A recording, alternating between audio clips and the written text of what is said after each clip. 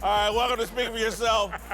I'm Jason Whitlock, a whiny version of Jason Whitlock. Yes, you are. That's Marcellus Wiley, that dude. Coming up, we'll tell you the one thing that might stop Patrick Mahomes from winning the MVP award. Oh, chill with the inside jokes right here. And what to make of the latest Kevin Durant, Draymond Green news. But we start every day with a Whitlock. So what you got, whiny big dog?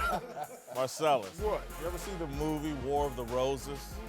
Yeah. Not too familiar. It's basically a movie about the Pittsburgh Steelers. Oh, all right. Danny DeVito plays a divorce lawyer who tells this absolutely crazy story about the divorce of this perfect couple, Oliver and Barbara Rose. All right. Oliver and Barbara met at an antique auction, fell in love, had 2 kids, and became ridiculously rich. They reached middle age, though, and set about destroying each other in a divorce. That's what happened in Pittsburgh. The Steelers and Le'Veon Bell were the perfect couple. Big Ben, Antonio Brown, and Le'Veon Bell formed a big three as dangerous as LeBron, D-Wade, and Chris Bosh. Hell, I put Ben, Brown, and Bell on the same level as Bell, Biv, DeVoe. Whoa. Now, Whoa. look at this divorce. It's the war of the Steelers. Look at this. The Steelers videotaped themselves raiding Bell's old locker. That's Bud Dupree taking Bell's Jordan brand cleats. This is the equivalent of coming home from work and your wife has packed up your belongings and thrown them into the front yard. You know, that's about my only memory of my parents' marriage. My mother stuffed all of my father's belongings in 2 trash bags and threw them in the front yard as he walked up the driveway. Like that? Anyway, that's what the Steelers did yesterday. Social media is the new front yard. This is how people used to publicly break up. Now people tweet and Instagram their breakups, and they gossip about it in the media. Big Ben told reporters that Le'Veon didn't respond to his text messages, and Ben admitted that he's glad he no longer has to talk about his ex running back. But like I said, to each their own. Each guy has their own motives and motivations, and you know, I can't comment on him. I am glad that we won't talk about this anymore, though. All right, here's the thing about nasty divorces. No one looks good. No one really wins. In the War of the Roses, Oliver and Barbara both die at the end. They're hanging from a chandelier in their mansion, and they fall to their deaths. Danny DeVito's character told the story of the Roses to convince a potential client to work things out with his wife. DeVito says, when a couple starts keeping score, there is no winning, just degrees of losing. I don't think the Steelers are going to benefit from this divorce. Bell's contract dispute and long holdout served as motivation for the Steelers. James Conner's played over his head as he's tried to take advantage of Bell's absence. Let's see if he can maintain that same energy and production now that the job is his for real. Conner might be a different version of Linsanity. All right, joining the desk now is Fox NFL analyst Greg Jennings and Hall of Famer Eric Dickerson. Marcellus, start with you. Have the Steelers handled this divorce properly? Properly? No, not properly. Poorly? Maybe extreme, but certainly not in their best light.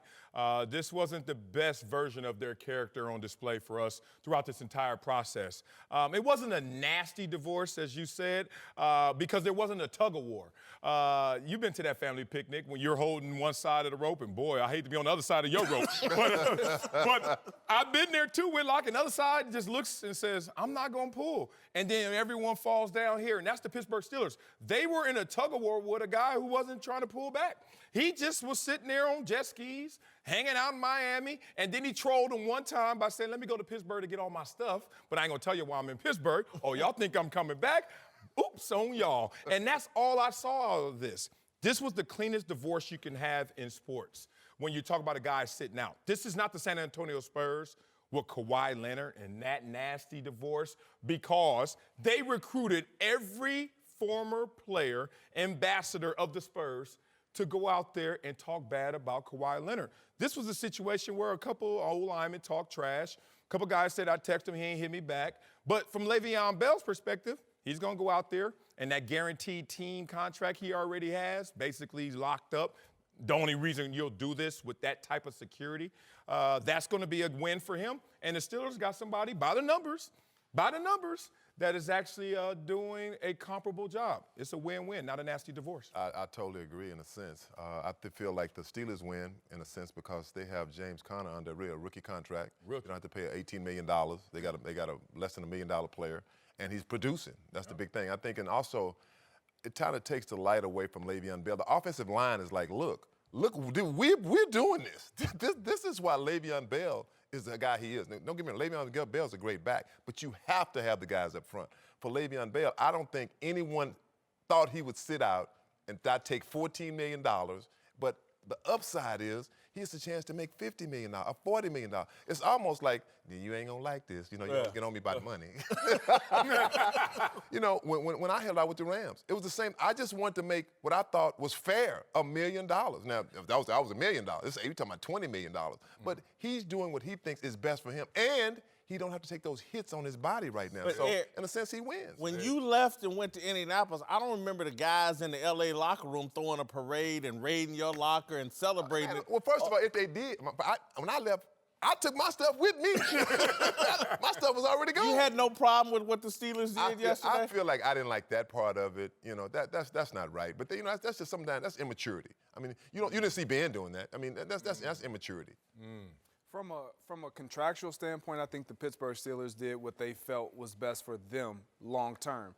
Now, from a team standpoint, publicly, from a media perspective, they handled this all wrong from the jump. Week 1, they started going in on Le'Veon Bell. Week 1. And so if I'm Le'Veon Bell, I'm looking at this like, man, this is how y'all really feel? I'm not coming back there. So I think this played a lot into his ability to just make an easy decision and say, I'm not even coming in. But when you start, your quarterback is saying things, your offensive linemen are saying things about you now to where it's going to make it hard for you to want to come back in there and look them face to face and then earn, well, number one, them respect you and you respect them. It would never work. And with this last deal, the whole going in my locker, like, come on, Marcel. Like, y'all, we are in that building, and that's like our home. Yeah. The locker room is like our own bedroom. That's our own sacred place. That is true. If you walked in the locker room, the first thing you say if you see somebody, what you doing in my locker? What you doing in my locker? What you doing in my locker? What you doing in my locker? What you doing in my locker, man? Your best friend. You know who it is. So, yeah, this is a little nasty. It feels personal for the Steelers. It does feel personal. Some of it feels tongue-in-cheek. I mean, they're smiling. They got social media. They got camera phones. All the things that didn't exist in our certainly not your day. Whatever. So, I mean, maybe it's a little bit of the immaturity mixed with the opportunity of like, oh, we're still going to be boys. We're still going to talk. We're going to still hang. But they're going to be boys. I think so. Look, they talked about the man's money this offseason. Big Ben just said, man, I'm glad I ain't got to talk about this no more. Now we're going to loot his locker and put it on tape. But we're going to be cool. You got to look at it through the lens of which they're trying to portray this. There's a millennial out there. There's this existence out there where this is not a nasty divorce. This is more like your main just stop hitting you back. And you talk That's to nasty to me. It hurts me too. But hang out with some of these youngsters. They're like, man, they just stopped texting me. I'm like, oh, really? That's it? Yeah, that's how I go now. Like, they break up through text. They're so informal now that we look at it like, hold on, you didn't drive over there, look her in the eye and say it's over? Like, no one does that anymore. No more paper routes. No more milkman. Like, all that is They just gone. swipe left. They used to swipe right, now they swipe left and it's over. I just think the guys in that locker room are touched more than Le'Veon is. When you listen to Big Ben say, I mean, he didn't text. Why you got to even tell me that? He didn't even respond back to my text. Like you said, those guys are kind of touchy about it. But as Le'Veon, he's distanced himself from that. But we know this much here. The Steelers have never been a team that's going to overpay their players. They don't. They just don't do it. They're going to pay you what they think is fair, and if you don't go with it, so be it. I can guarantee this, and Marcellus, trust me on this.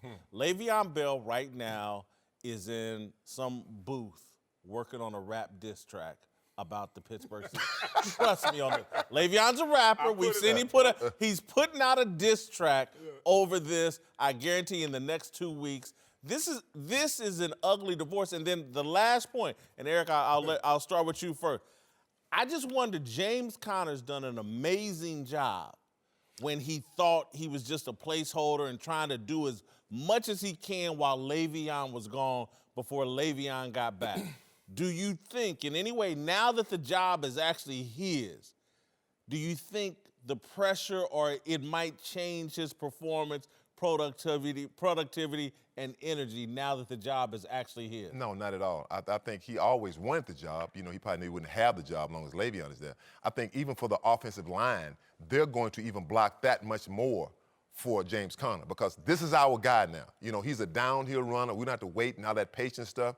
And James Conner's going to give you his best. So I think this is a great opportunity for him, and he's taking full advantage of it. Oh, look, from a guy who came into the league in a rotation where I knew it wasn't my job, so every time I went out there, it felt like I was playing for gravy, which I think is some of James Conner's mindset before this moment. And now, oh, this is me, now I'm playing for security. There's a different mindset. There's a different pressure. There's a different expectation. But he has certainly met him to this point. Look at the numbers. The most touchdowns rushing that Le'Veon Bell has ever had is 9. He already has 10. I mean, the most Le'Veon's ever had in a season combined is 11. He's already had 11. So the guy is sitting there playing with house money. I think he'll ride that. This is not Linsanity. This is going to go a lot further. Yeah, I still think you miss a guy like Le'Veon Bell. Anytime you have to replace a guy with that ability, you will miss that. It's not that you can't replace it and you can't pull from other areas, but that's just the thing. It doesn't take just one guy to replace a guy like Le'Veon Bell. Yeah, is James Conner playing outside his mind right now? Of course. But we all know this is how we gauge. Can he sustain that? Will he sustain that? Not just this year, because next year, and the year after, and the year after. Yeah, When D coordinators get serious, yes. It's no longer this joke. Or when Le'Veon's coming back, it's like, oh, you the man? Oh, you the guy? Oh, you the guy? Oh, you the guy? Okay, we got something. Yeah, we got something for you. Look, I just think the Steelers have handled this like they won this divorce. And I just don't think they have. I think it's hard to win a divorce. I came up with this last night. I hope and pray that somehow, and I'm not a huge Colts fan, but Indianapolis is my hometown. If he gets to the Colts with Andrew Luck, we're going to see who lasts last. And Eric Ebron, that tight end, who was leading the league in tight end touchdowns. Here's the thing I'm noticing about the Steelers, why they're so happy, is because what did they win with Le'Veon Bell? Think about it. Like, a lot of regular season games, 13-3 last year. Any Super Bowl championships with Le'Veon? I mean, this is how it gets cutthroat upstairs. We can let that ride, y'all, because we have not won it all with this guy. Let's try with someone else. We're saving $17 million this year. So look at that. Right. We're saving, baby, $14 million. James Conner is making less than $1 million. That's a big saving. You know, teams are all about money, too. You know what? I've said that about Le'Veon going to the Colts. When Eric went to the Colts, nothing happened. We didn't win a Super Bowl. Nothing happened. No one benefited. Jeff George didn't benefit. I didn't benefit. No one benefited. Give me something I can slap him. Give me that cone over there. Later in the show. Ever wonder how to get the hottest new sneakers? The ones that barely hit shelves? The answer is StockX, a revolutionary new marketplace for buying and selling 100% authentic sneakers, streetwear, watches, and handbags. Millions are already using StockX to find everything after it sells out. From the latest Yeezys to every retro Jordan to the hottest new streetwear from brands like Supreme, Bape, Palace, and Kith. StockX even allows users to buy and sell pre-owned, excellent condition luxury handbags and watches from brands like Louis Vuitton, Chanel, Gucci, Rolex, Omega, Tudor, and more. StockX gives you access to tons of historical price data so you can see exactly how much an item has sold for in the past and how much it's selling for now. Best of all, StockX has removed all the risk from buying and selling online. They provide total anonymity between buyer and seller. StockX is in the middle, so you never have to deal with a random buyer or seller again. And they have experts who verify every item, making sure everything you buy is 100% authentic.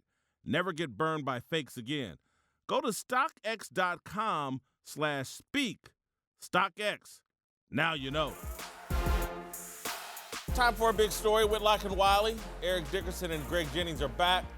Let's move to tonight's game on Fox between the Packers and the Seahawks, which could go a long way to deciding both teams' fate Aaron Rodgers and Russell Wilson have had some epic battles and important games through the years.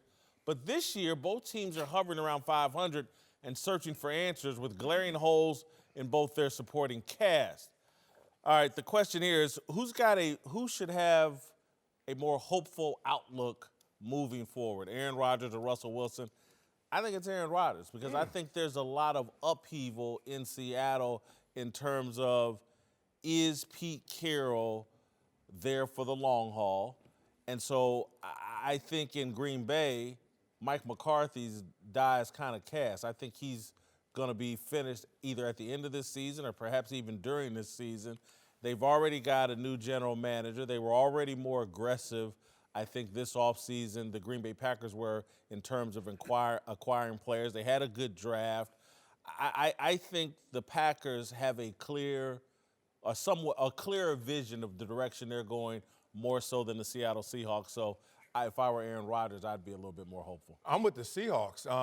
For some of the reasons you said, if I'm Aaron Rodgers, I don't feel comfortable in my situation, even if Mike McCarthy is out, and the contention between them has certainly been seen and talked about ad nauseum. If I'm Aaron Rodgers, I'm like, I got the money, but Scarface told me I get the money and the power. And I don't have any power because in the offseason, you're making personnel moves without checking in with me. You're making coaching hires without at least seeing what my opinion is on these situations. So you're making all these moves, and I'm the franchise quarterback with all this money but no power. We're not pulling in the same direction. I think that's in part why they're so inconsistent, especially offensively. If you're in Seattle, you're looking at it like, hey, man, we're returning back to form. Think about it. They're a rush-first offense right now in terms of they've had 3 different running backs with over 100 yards this season, number 1 in rushing yardage this year. And you look at it, that's how they built their team, rushing, playing some smart, conservative ball, and then get it on defense. Russell Wilson is having a career year in terms of QB rating. So things are starting to fit under the radar for a team that has played the best team in the NFC, if you want to say that's the Rams, have played them down to the wire 2 times. I'm looking at Seattle as looking like they're on one accord. They're starting to find their way. I agree with you, Jason, for once.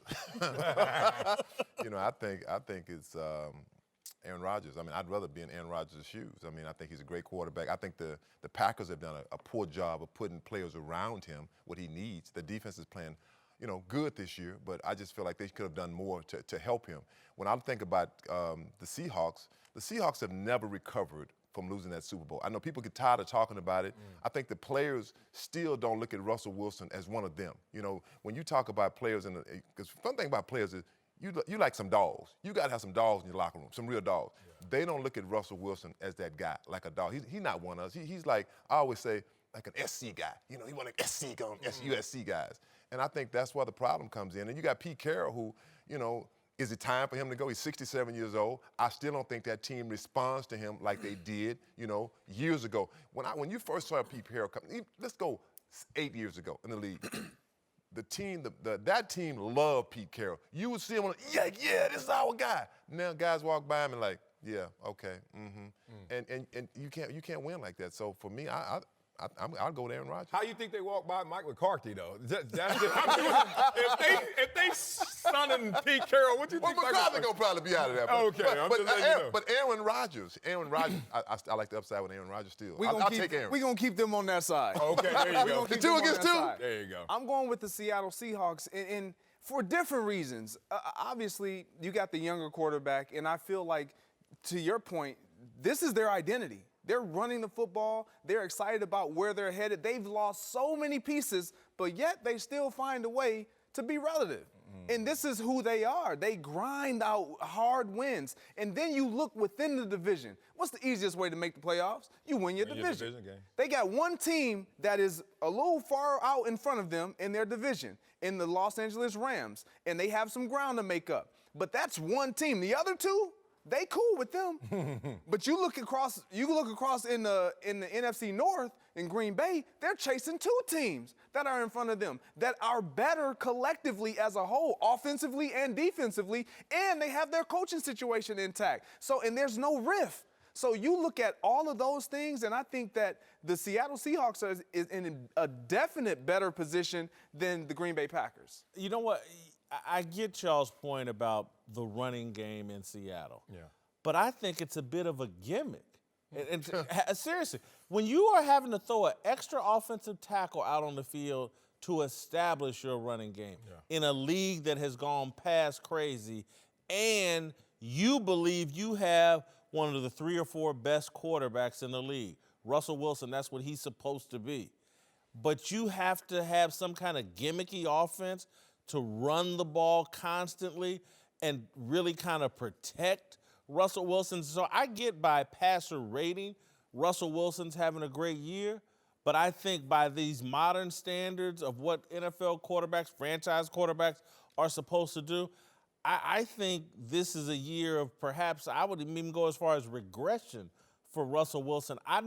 I don't think he plays like a franchise quarterback this year. Whoa, wait, let's go This year. to old school numbers. Touchdowns, the interception, 21 and 5. He's never had 21 touchdowns after 9 games ever in his career. Like Russell Wilson, it's weird. I get where you're coming from because I felt it too. Had to do a little more research because the eyes were feeling something different. I was seeing something different. But look at this team. It's under the radar. Look, there are 4 or 5 teams, so they're not with a winning record, and we're not respecting them like we should fully. But Russell Wilson's out there doing some things in the passing game, and they have the running game. So that's a complete offense, no matter how you got to do it with bubble gum and sticks. Defensively, it's right around the top 10 team. It's right on 11. So, look, when you lose a Legion of Boom and you still are not in the 20s, you're like 11th in defense, man, they're starting to make some way here. And let me say this, like, gimmicky. How is it gimmicky when we're letting you know we're bringing in an extra offensive you know what time it is. And no gimmick about that. Every team in the National Football League wants to be able to establish the run. They have found a way without gimmicks, letting you know this is how we're going to establish the run. What are you going to do to stop it? Right now they have. And I'll give you that, but still, they got that 3-back system. You know, I'm not big on that. Because you're Eric Dickerson. Exactly. I mean, who else you going to put in there, Eric? Can I talk? No, not Eric Dickerson. You know, they had Marshawn Lynch. They still looking for that guy, you know, the guy to have. But no one wants to have 3 or 4 backs rotating in because all of a sudden, if I'm on defense, okay, they're bringing him in. We know this is going to probably be a pass. You know, he comes in on passing down. He's a 3rd down guy. Yeah. You want a guy that's the old Seahawks, they ran the football. You knew what their deal was. They're running it, but I agree. It's kind of gimmicky. You married a 1 back if you find it, but if you're single, do you not go on a couple of days? Do you not? We got an orgy going on the field. You're not. Very quickly, who wins tonight? Seattle. I got to go. Got to run with it. I'm going with Seattle. The Green Bay Packers haven't been able to win on the road all year. You know, just to spite everybody, I'm going with Green Bay. Yeah, I'm going to go with Aaron Rodgers.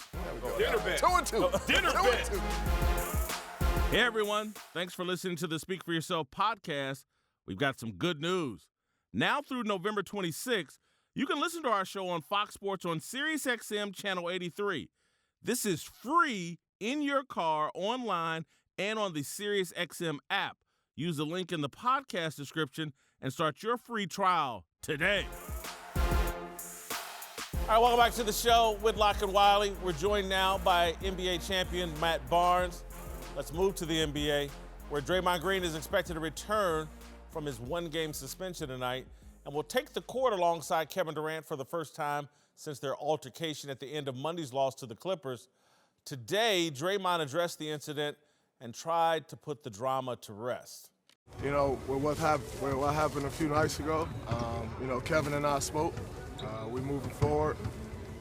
You know, I think there's no secret that I am an emotional player. You know, I wear my emotions on my sleeve. I play with that same emotion. You know, sometimes they get the best of me, and you know, it doesn't work to my favor. I'm gonna live with that, you know, because it works in my favor to the good, as my resume speaks and this team resume speaks, more so than it doesn't. And so I'm never going to change who I am. I'm going to approach the game the same way that I always do. And, you know, like I said, we'll continue to move forward.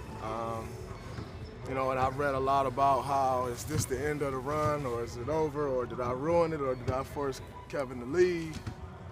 You know, at the end of the day, as I've said before, whatever Kevin decided to do, whatever Clay decided to do, whatever who decides to do, you know, we had great years together, and I support everybody wholeheartedly, 100%, because as a man, as a human being, you got the right to do what you want to do with your life, and so I'll never question that. This only makes Kevin, myself, and the rest of my teammates stronger. That's what it's going to do. So, you know, you think you saw something before, good luck with us now. Like, we're not going to crumble off of an argument. We're going to move forward. So that's all I got to say. Anybody want to talk about basketball, I'm here. If not, it's been real. That is fascinating good. I got a lot of thoughts on that. Right.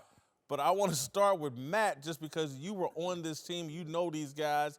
Do you think this feud is over? It's over, and it should have been over already. I think the fact that it's them, that everyone's, you know, and then the media got their hands on it. But, you know, KD never really gave him anything to grab and run with. But more than anything, like I said, I've been in this locker room. What makes it special is the fact that there's no egos. I love the fact that KD wants the ball at the end of the game. He's the most efficient scorer we've ever seen. I know he had Clay on the right wing. He had someone cutting, someone on the right side. To me, it looked like Draymond was trying to draw the defense in, either kick to Clay or throw it back to KD, and a turnover happened. And then an argument happened. That happens a lot. And like I said, I think the fact that it's them, everyone's making a big deal about it. You think the feud's over, Marcellus? Yeah, I think it's over. I heard Mark Jackson talking about it yesterday. All it takes is one player to take ownership. Even if you're a tough guy, even if you just don't want to be that guy, even if you're Draymond. That's why they created the phrase, my bad, for the tough guys who don't want to say, I'm sorry, but you still get it out in the same way. And I look at this like, if you're Kevin Durant, I'm not a female dog, so that doesn't stick to me. That doesn't land. And I didn't give you, like Matt said, anything to run with. So this has to end right now because these two guys are still trying to achieve something together as a collective. So, yeah, I think it's behind them. I do believe the feud is over. Okay. But I also think, to me, when I listen to Draymond, I hear that group is also over, that this is yes, it. I heard that We too. are going, this year, we're going to go out, win this last championship, and then we're breaking up. The Jackson 5 is over. Michael's going to go sing on his own. Jermaine's going to do a solo career, perhaps. One single, though. Tell me if I'm dreaming. And so, I mean, that's what I heard is feud is over, but so is this relationship when this season's over. We're going to give our best this year. Watch out. We're going to be great. Yeah. We all know this is it. This is, I forget the name of the Jacksons' last tour when they did their last tour. This is it? No. But that's what it sounds like to me, that this is it. I wouldn't say that he's saying this is it. I think he's saying that he respects the fact that there's a lot of money out there. And people at the end of the day, like, they want money. You know, I know that KD is definitely capitalizing off the court in Golden State. I know Clay is doing a lot of stuff too. So if Golden State's owners want to go on the luxury tax tremendously and re-sign the team that they want to re-sign and give them the money they feel like they deserve, they can do it. But like they said, there's power of the money.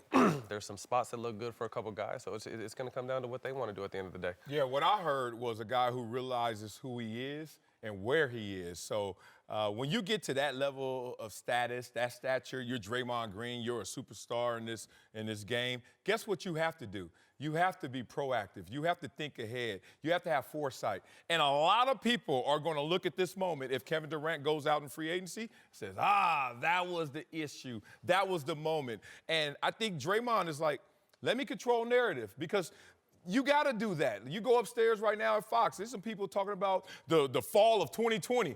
You and I just trying to get through Thursday, right? Like, you got to think way ahead when you got so much on the line. I think Draymond's just saying, in case, I'm letting y'all know this is not because of me. You know, the thing that Draymond we didn't hear him respond to today was, I wonder how he felt about the one-game suspension.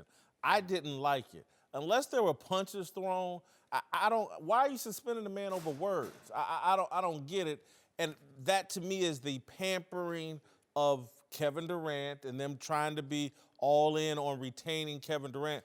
But I also like your point, Matt, about money and how much can four guys keep slicing up the money in Golden State, and maybe in Draymond it affects his pocketbook if all four of them stay together. And maybe, again, this goes down to Michael Jackson or whatever group eventually they figure out, I can make more solo Dang right. than I can. Ice Cube could make more solo Yeah, than he could with NWA. Yes, he could. And maybe that's that's what, again, I felt like I heard is like, hey, man, it's about time to go out and start doing these solo tours again. There's more money to be made. You heard that, man? Like I said, it just depends. You know what I mean? It depends. All I know is this is a great group, and what makes them so special is their communication and their unity and the chemistry they have. That's why when you build all these teams and put all these players together, they never seem to match up with the Warriors because the Warriors will beat them with chemistry. And I know that they're going to go above and beyond the Call of Duty now just to prove that this is something that'll be swept on the rug. They're definitely going to bring them tighter. And we all know they're going to be a monster, and they're going to be there at the end. Yeah, I think it's poetic, though, that the chemistry was established before KD got there, and the chemistry could be the issue that gets him out because Draymond didn't show that same mindset of the chemistry that got him this far. Like, calling him a B, I agree with a suspension. You know why? Look, I'm not going to go into physical versus mental abuse, but I certainly know that if you call someone something, it triggers physical reactions, physical consequences. So that's why you got to say we stay within this respectful box. That box could be wide, lots of latitude. You can say a lot of stuff about a lot of players in today's game, but there are boundaries because if not, we go past that point, we going to get physical. But Marcellus, I'm one of the old school idiots, I guess, and I would be a coach that occasionally is like, you know what? If they got to throw some hands to work this out, let them throw some hands. That's what they did in football. Sometimes we'd be in two-a-day practice or whatever. It's like, hey, man, we need a fight to get everybody, get it out of your system. In blah, basketball, blah, blah. too. Magic Johnson, Michael Jordan, Steve Kerr. Like, we've heard this. I'm It's sure happened, Matt. I mean, it's happened a lot. I mean, people fight. People get in arguments all the time. I mean, at the end of the day, they're brothers. You know what I mean? So this is not, like I said, this is only blowing up because they're at the top and people want to try to find any kind of chink in their armor to be like, oh, that's the reason, or it's his fault. At the end of the day, they're going to, stay healthy, run through this season, see if they win a championship. And then, I think Draymond is saying, I respect whatever move you need to make after that, but he's not going to be the reason. This little argument here in November is not going to be the reason why he leaves in July, if he does. I don't think it'll be the reason he leaves, but the more I talk this through and think about it, I believe the feud is over with for now, but the issues are still there. Well, KD walked off and a lot of lip readers said, that's why I'm out when he was on the court. Did you see that? But a lot of things are said in the heat of passion, and he was in the heat of the passion right there, too. He was in the heat of the moment, so he's probably thinking, like, F this, but he's just saying it. Just like if Draymond said something he should have said, he said it because he was in the heat of the moment, and that kind of stuff happens. There's no excuse for whatever, name calling, whatever. It is what it is. Matt, hold on. But I think they're in the heat of the moment. You say a lot of things in the heat of the moment. Drunk words are sober thoughts, right? There you go. And heated words are calm thoughts. Somewhat. No, look. When your girl says I'm out,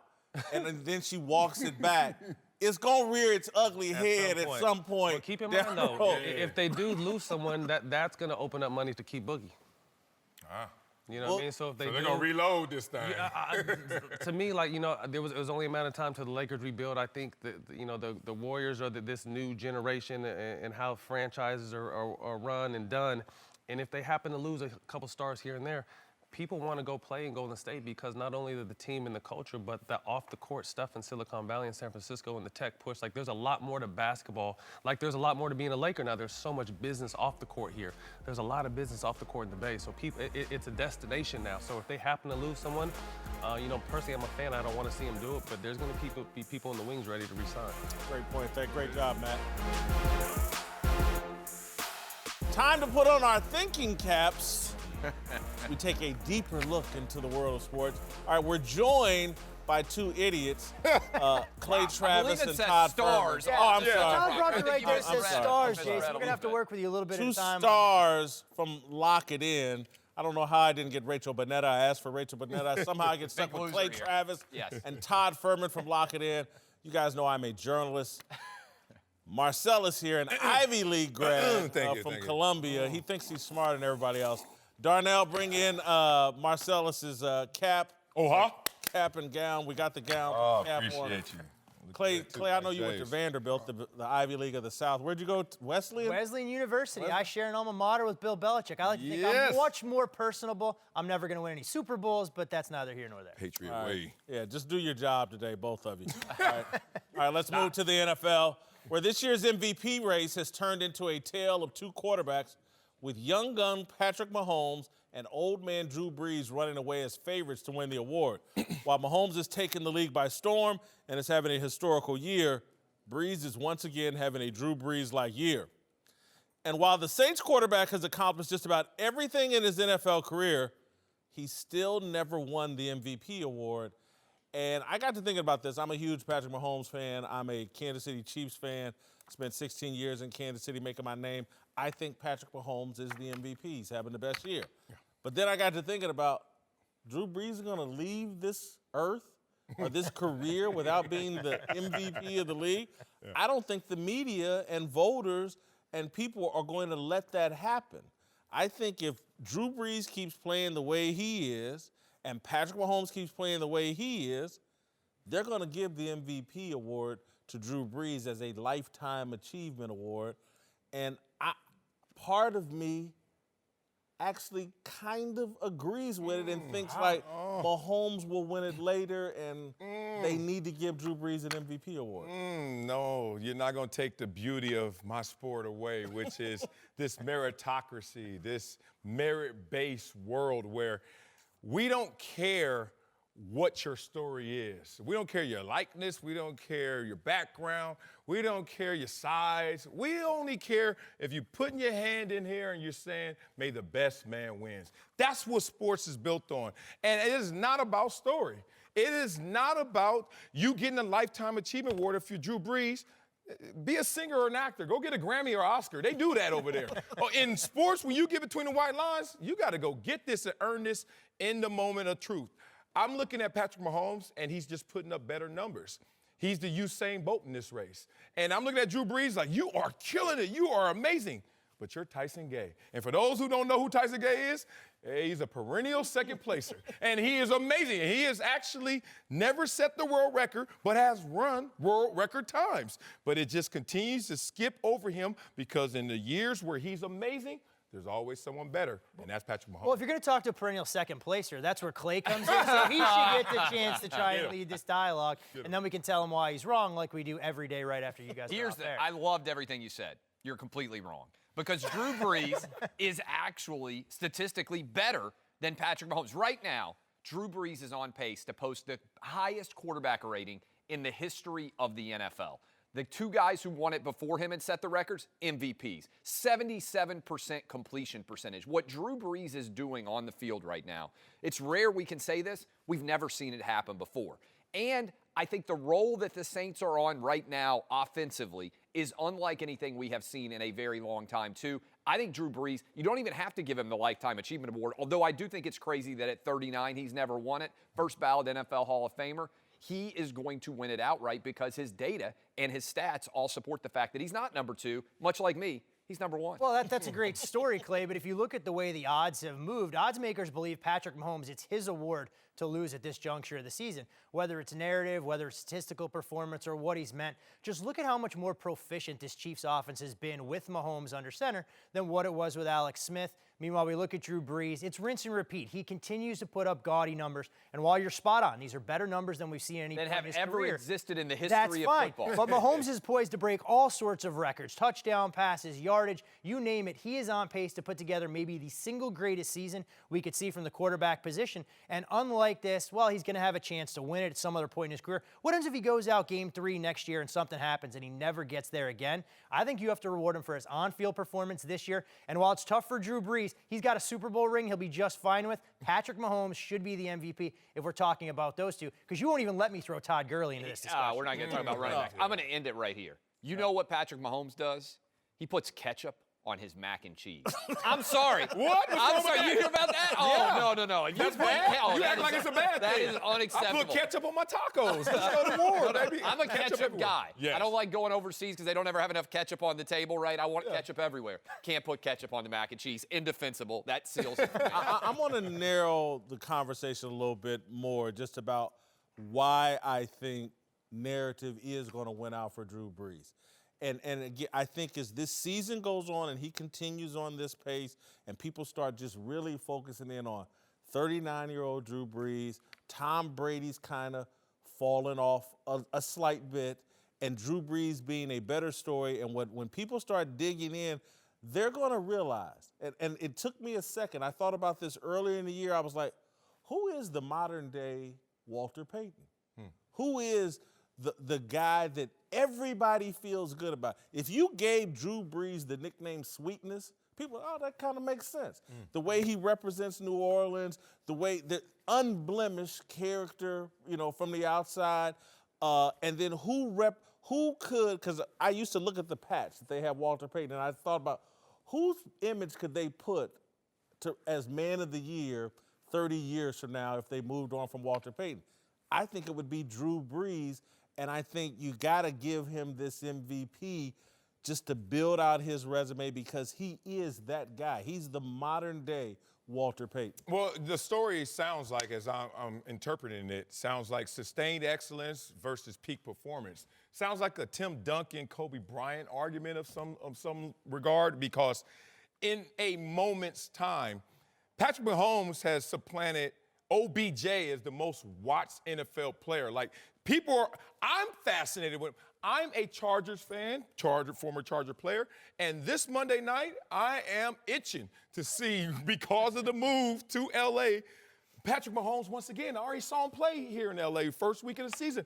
The guy is riveting. I think that's part of the sizzle that you have to respect. That's going to go a little farther than just, are you great for the brand? He's actually bringing viewers in droves in a different respect than even Drew Brees can because of that sustained excellence. How much better do Mahomes' numbers have to be for voters? Like, what does he have to do to distance himself? Because there's no doubt if it's a coin flip and they can pick between those two, Drew Brees is going to get the nod if it's a dead heat. But does Mahomes have to throw for 15 more touchdown passes or break a handful more records for him to feel comfortable when the regular season comes to an end that he's put his best foot forward and deserves fair consideration to be the MVP? I think he's going to need a better record. His team's going to need a better record. They're going to have to win more games than the Saints. I think Whitlock is right about who votes here.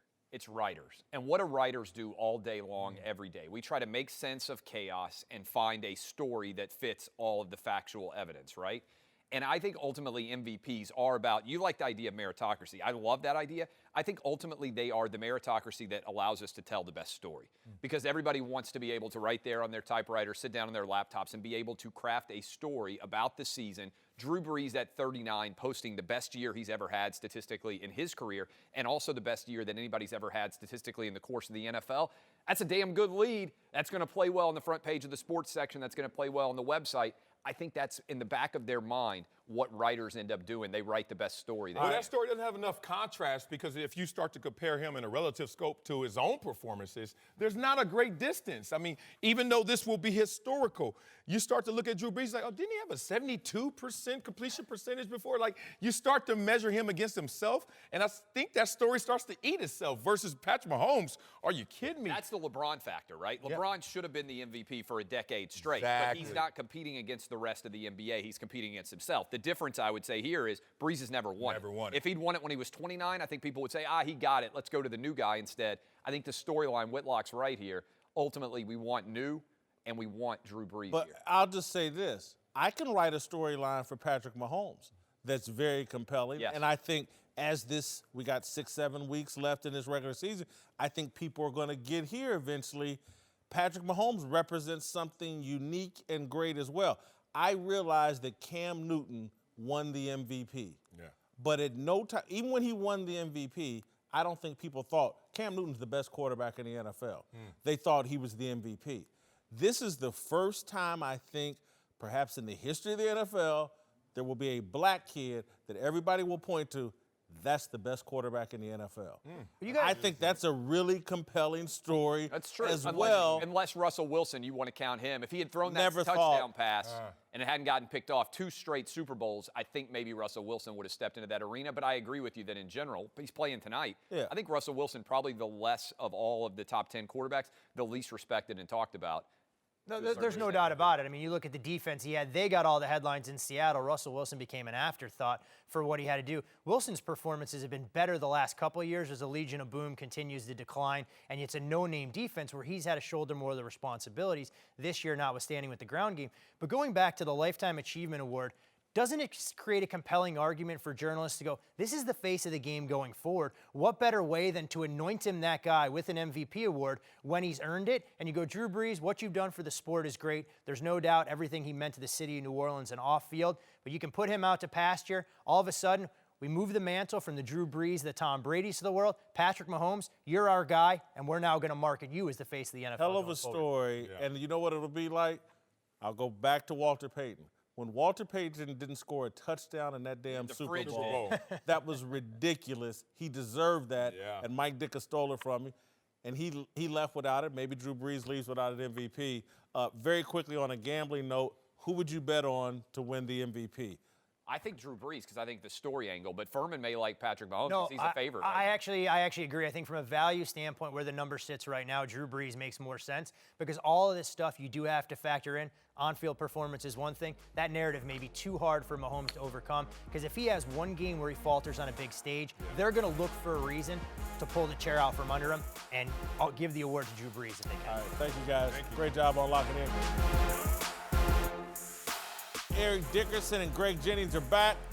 Let's return to the NFL, where the Ravens are preparing for a huge showdown with the Bengals, but apparently still don't know who their starting quarterback will be, with Joe Flacco's status up in the air with a hip injury.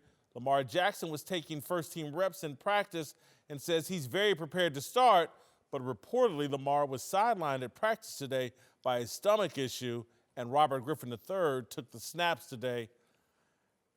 A stomach? You're this close to starting an NFL game, and now you have a tummy ache? Well, you can't have a tummy ache? You can't have a stomach ache? You're this close to starting an NFL game? Well, you got bad guts. So we got bathrooms. Go handle that. Come back. A tummy ache? A tummy ache. Eric, that sounds like the back injury, which is the headache. That sounds like somebody don't want this or somebody doesn't want him to want this for exposure purposes, right? They need to go with RG3. Yeah. And then if RG3 plays poorly, then put Lamar out there. You put Lamar out there as a starter, expectations and all that go through the roof. Run RG3 out there. I tip my hat to John Harbaugh and the Baltimore organization. They're putting a nice story together.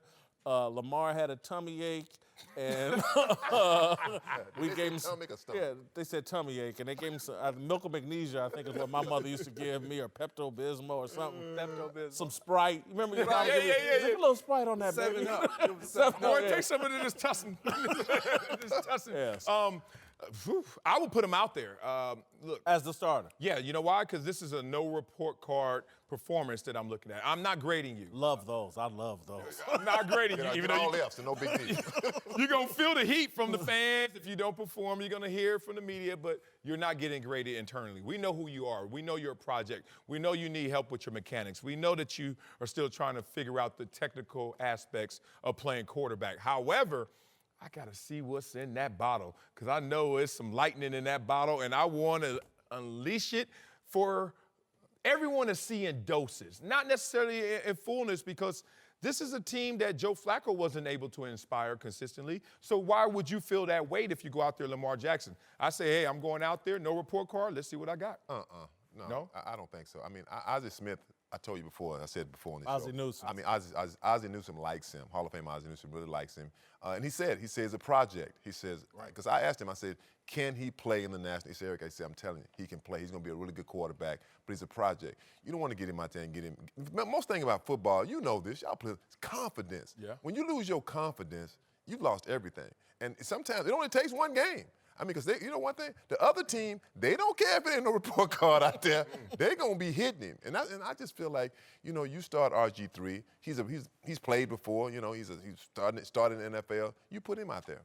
And if it doesn't work, then you go him out there with his tummy ache. My tummy better. It feel better. I gotta ask myself this, and when have you ever stepped on the football field and there has been no report card? Well, I don't know where you got. I got drafted second round. Buffalo Bills, Bruce Smith's there, Phil Hansen. They were like, Wiley, just go out there and just keep learning. I'm a small school player. Keep learning the game. I wasn't getting graded because if I was getting graded, I wouldn't have been in the league. I was not playing well. I was a second round guy too. Okay, so you know. And I know, but I mean, every time I stepped on the field, they were evaluating me. Yes, but they also didn't give you the same assessment and consequences of that evaluation, meaning we can protect some guys. I came in with Pat Williams. Pat Williams was undrafted, and Pat Williams was balling. And we were looking at like, golly, I'm a second rounder, he better than me. But then it came to cutting time, they were looking to get rid of Pat. Why? We ain't got much invested in him, right? When you got a lot invested in the first rounder, you know how many times he's going to be allowed to fail before we go out there and give him a real report card? That's all I'm saying. He's going to have grace. I got you. Yeah. In that instance, for me, you still don't put him out there. You just don't put, because even with no report card or no evaluation, however you want to word it, you're still going to your point, exude either confidence or the lack of confidence pending what transpires. And this is a Baltimore Ravens football team that still has a chance to slide into the playoffs. So why would you put in a guy who you feel like, okay, he's a work in progress. Does he give us the best chance to win? Absolutely not. And if that is the answer that I have, then RG3 is that guy because he allows you to open up your entire playbook, run, pass, and everything else, and then you can move forward with that. But I would not put him out there. You know, like the old school way, you know, when I came in the league, a quarterback wouldn't get on the field maybe for 3 years. It wasn't a big deal. It really wasn't. Now they're rushing quarterback. It's like almost like this is to me is like a Cordell Stewart. You know, don't rush him out there. I mean, let him develop to be that guy that you want him to be. He's a first-round draft pick. You don't want to ruin your first-round draft pick because it can happen so easily. I just think the comments I've heard from his teammates don't inspire a lot of confidence in me that they feel like he's ready. I think when I've listened to their receivers talk about Flacco, and, you know, it's like, or when they talk about Lamar, it's about, well, it'll be interesting to see what he can do as opposed to, man, I can't wait till he gets out there. He's done this, X, Y, and Z. This kid's not ready. And even with no report card, when you sit him out there, you start setting expectations for him, for the fans, for everybody else, and keep this guy in protective glass again. You throw him out there after RG3 makes a mess, now no one cares. You made a great point there because you said, I don't hear the teammates chirping. And with Patrick Mahomes this offseason, all you heard was chirp, chirp, chirp. And I was like, who is this Patrick Mahomes dude? And week one, we found out, right? So that is a contrast to it. Let me just say this about Pat. Alex Smith was balling out last year, and right. they were still chirping. Even while Alex Smith was balling out in the MVP conversation. Man, you got to see what Patrick Mahomes is doing. Hold on. Baker Mayfield, the Heisman Trophy winner, was at the same school as Patrick Mahomes. Coach was like, you can transfer Baker. We good at that position. This dude has been the Don Dada for a while. My favorite segment, anti-social. Stop lying to people. I love it. It is. I get to use my Twitter off. No notes on that paper. How is it your favorite segment? I don't need notes, man. I got a sharp mind. I see you. All right, our social media manager's here, Darnell Smith. What up? Overfed had 2 ribeye steaks last night. 2 ribeye? You must have been paying. Yeah. And you know it. Like, I got to have this. So we had like 3,000 pounds of beef at the Palms last night. Everybody over 280. 5 of us, everybody over 280. The Palm was very happy with us last good. night. I was very happy. Nice. Yes, sir. All right, Darnell, what's popping on the Twitter streets? Yeah, we're going to start with last night's Lakers game. Aside from LeBron's big night, everyone's talking about Rajon Rondo's injury, which will keep him sidelined for a few weeks. Lonzo Ball fans took over NBA Twitter after the news broke and shared their excitement with a bunch of classic gifts. We got the all-timer Alonzo Mourning shrug. We got some Newman from Seinfeld. And then my favorite, The Undertaker coming back from the dead. This seems like a golden opportunity for Alonzo to finally break through.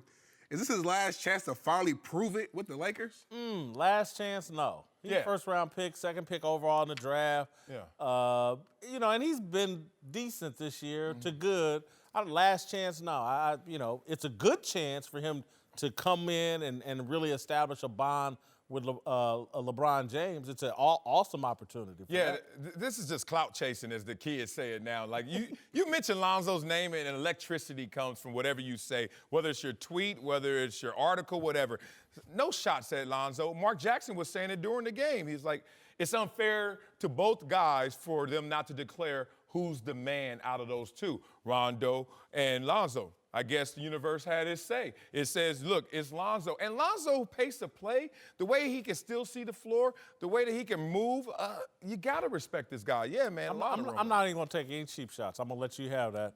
You can praise Lonzo all you want. I'm not taking Oh, here you go. I'm not saying nothing. Why you say that then? Darnell, what's That felt cheap. I'm not saying All right, moving on to my man Zion Williamson, who balled out last night, and everyone on Twitter is buzzing about a couple of his monster dunks. I mean, check these out. He's off 2 feet, chin over the rim, everything. Zion's been a beast this year, and one basketball writer has an interesting comparison for him. J.J. Watt is 6'5", 289 pounds. Zion Williamson is 6'6", 285 pounds. Would Zion be a better football player than J.J. Watt would be a basketball player? Ooh. Yeah. Yeah. That's a good question because people easily think like, oh, of course Zion Williams can play football. Yeah. And I'm like, no, there's no of course to it. No. Not everybody has the heart. Does he have that issue right here? You got that little switch in your head where you're a little cray-cray. Yeah. You got to be a little cray-cray to play football. That athletic base, though, that athleticism would be beyond next level in our game. We only seen it maybe Julius Peppers with that kind of size and dimension. Zion will be better than J.J. Watt in basketball. By far. Yeah, that's probably because J.J.'s a terrible basketball player. I hate to, is that a Stereo. stereotype? Am I stereotyping? Stereo. Turn the stereo up. Let me be perfectly clear.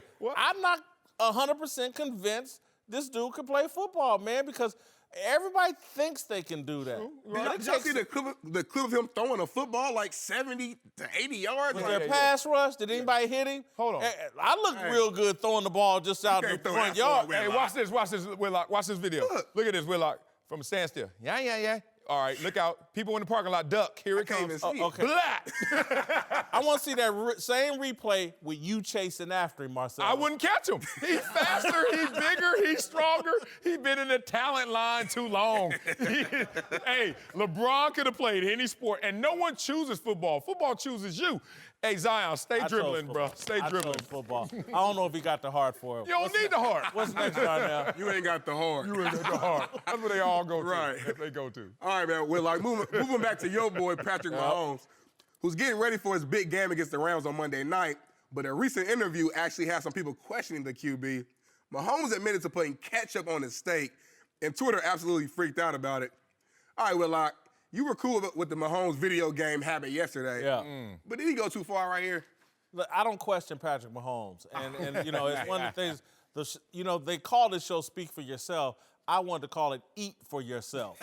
And if this is the way the man gets down eating, thank you. Why am I complaining about it? Exactly. I never understood why people look at you side-eye based on the way I want to digest my food. I remember the first time I put sugar and butter on my grits. People were like, what you doing putting sugar and butter on your grits? I was like, about to eat them if you shut up. I put ketchup on my tacos. What you doing putting ketchup on your tacos? Shut it. Now you tripping right there. That's disgusting. Why is it disgusting? Do you like ketchup? Yes. You like tacos? Do you like tacos? Yes. You don't like them together? Get some salsa, some Taco Bell. I'm just saying, have you tried them ghetto tacos with that orange drip and that ketchup? You a nasty something, boy. Let me say this, though. Let me say this. What? Darnell ordered his steak well done last night. Oh, ghetto. And sent me through the roof. Medium well. Through the roof, man. Medium well. Medium well done? Anytime you use the word well and done when you're talking about a high-end steak. You know where I'm from with I used to know. high-end steaks. I get it. That's what we know. A pork steak in Nottingham Village, get it well done. That's how we did it. That's how you did it. Yes, sir. But at the Palm, Yeah. medium to medium rare, bro. Please tell me he asked for some A1 to finish the ghetto. No, I wouldn't allow it. Should've got some ketchup, huh? All right. Last but not least. All right, man. Watching the Herd this morning, our guy Colin was talking about Cam Newton and had an interesting point on why he think he's matured. Take a listen. This is kind of mature. I think you kind of move into wine. It's a sophisticated alcohol. It's an academic alcohol. This shows the growth. There's a growth. He's not out doing, he's not doing tequila shots with the football players. Jaeger bombs? No, he's out at his family. He's having a glass of wine with his beautiful wife. I like it. All right, y'all agree with Colin that this is a sign of maturity? No. I think it's a sign of elitism. You know, and look, I keep wine at my house, but I'm not really a wine drinker. I do it for other people or whatever. But no, I don't think a sign of maturity. He's an elite now. He's drinking wine and smoking cigars. Yeah, you know. right, say it. I'd rather be with my boys still drinking, you know. I drink tequila. I see. But if somebody drink, you know, Hennessy or whatever, you know. Yeah. Wine. I mean, first of all, people only drink wine because they hear it makes you look better, sound better, more sophisticated. It doesn't taste better. It ain't even good for your body. Like, you know what's good for your body? A straight tequila shot, no carbs. Just hit that tequila shot, and I'm getting all effect. Like, I'm getting pure effect as soon as I take a tequila shot. Casa Dragonis. Remember when I turned you on to that? Dragonis, woo, that got me here. Cowherd. Right here at the desk. Cowherd, this is all for you, Cowherd. I hydrate. Fine. All right, great job, Darnell. All right, welcome back to the show. Approval ratings time. Uncle Jimmy's here to help us talk about Le'Veon Bell.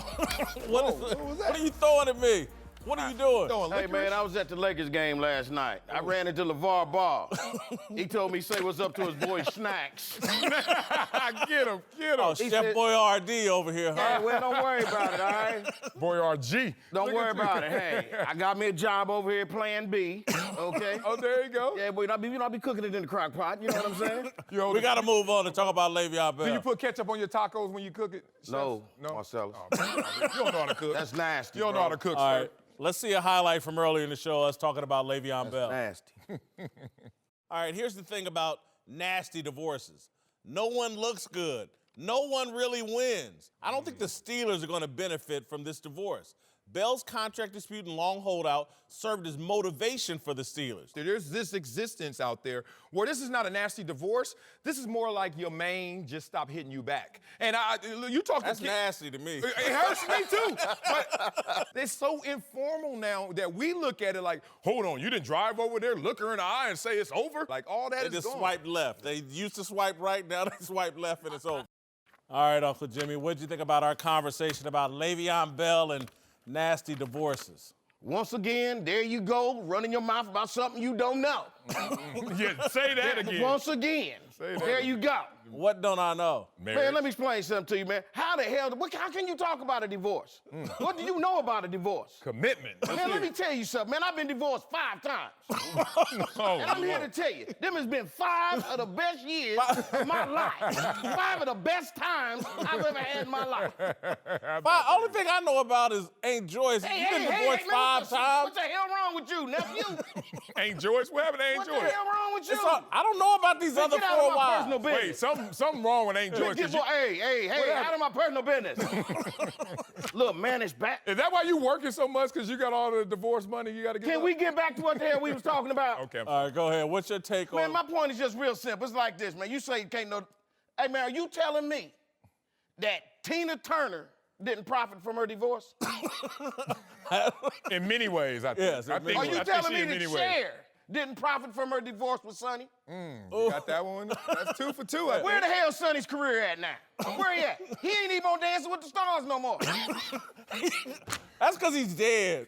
I'm about to say, I rest my case. anybody from the 90s? I rest my case. I mean, you Man, got any? look, man, all I'm trying to tell y'all is the Pittsburgh Steelers gonna win this deal. They gonna win in this divorce. Marcellus, Le'Veon is a Mercedes All right. with 260,000 miles on it. That's the one you Never drive. had an oil change. You know that All of car. the lights on the head, all of the lights in the dashboard come on. Check engine on, huh? Everything. It ain't supposed to look like that, Le'Veon. They done ran you into the dirt. We know you a Mercedes. Mercedes don't go in the tractor pull, Le'Veon. He You is do not know gonna that beat these up NFL Mercedes. players check the Carfax, Le'Veon. No, he is not. You leave that boy alone. He actually said, I'm not going on that cross-country trip with y'all. I'm going to stay here so I don't put those miles on me. That's who Le'Veon is. 262,000. And ain't never had an oil change. You know how we do. I do. That's And he true. went to the Steelers talking about, man, I want Blue Book. You get Black Book. Please. All right, hold on. We got to get to the I need to approval know about rating. Aunt Joyce. What happened, man? All right. Come on, We man. got to Aunt Joyce. get to the approval I'm rating. sorry. Aunt Joyce. All right, listen. Come on, man. I got Le'Veon at a 58. I'm sorry. Previously, I had him at a 70. 58? But yeah, he's lost a lot of points. All-time greatness, I'm going to keep it 21. Character, 12. He's been suspended. He's had problems. Authenticity, I'm going up. Man, what are you talking about? This holdout, 25 authenticity. How you But got job performance is a 0, Marcellus. How? Availability is the number one ability. Yeah. He's not available. he is- 0 job performance. He's available when he wants to. You got to check his Palm Pilot. And guess what? It's next year when he has that contract. You can't have his job performance at a donut when his value's that high.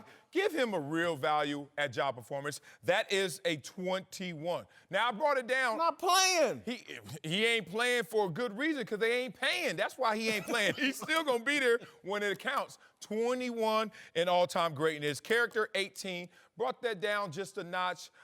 Didn't think that this was a consistent message that he was out there saying. And I give him authenticity, 23. Hey, man, whatever you are, you believe in you, and I respect that thoroughly. You are a GOAT in my mind. You may be a modern-day player's pioneer in terms of how you want to show and earn your value. All the players Respect. give it up to him. Yeah, all the players. The man hasn't played.